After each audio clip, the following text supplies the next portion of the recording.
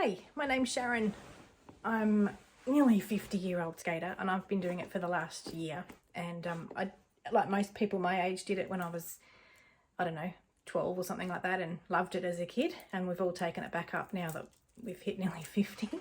I live in Port Stephens and I'm lucky enough to have, that's in Australia, lucky enough to have a little local rink close by in the pretty much the same town that I live.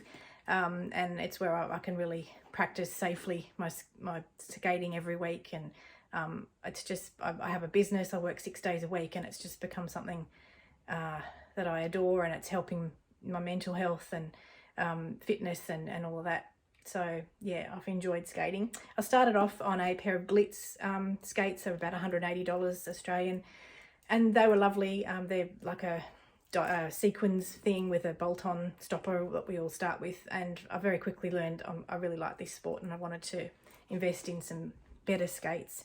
So I bit the bullet and I did buy the Moxi Lolly, which I've been using for the last 12 months, and I've really loved them.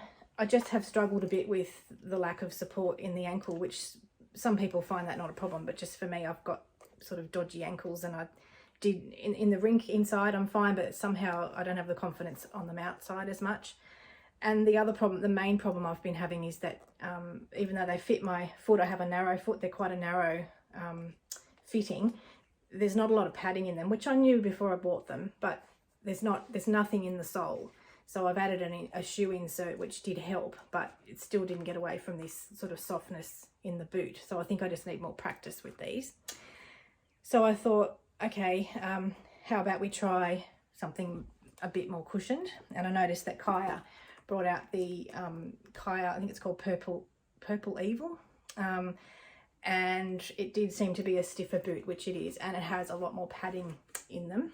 Also has padding on the sole, I don't know if you can see in there, and also has arch support. So for my plantar fasciitis problems with my feet, that's a much better option for me. And the stiffness in the boot definitely gives me better control of my balance. I can sort of let the shoe do the work more so than my ankle. Maybe it's lazy, but that works for me. There's also a cushion, sort of like you have in your trucks here. It's a soft cushion in the heel, so it acts as a bit of a shock absorber, which you can definitely feel. It's a spongy, it's quite nice when you're skating, and it comes with the standard one of a medium one, and I believe you can buy softer ones like you would change your cushions, but honestly it's fine. I don't think I really need to do that. It comes with a 78A wheel, although these are not obviously the wheels it came with. I haven't skated on those wheels yet, and I'm sure they'll be just like the Moxi gummies, I guess, very similar. These are the Moxi Cosmo, and I'm a bit addicted to glow wheels, so I bought and changed them, which I tried yesterday for the first time. They're an 80A on a concrete rink, and yeah, it was lots of fun. I enjoyed it.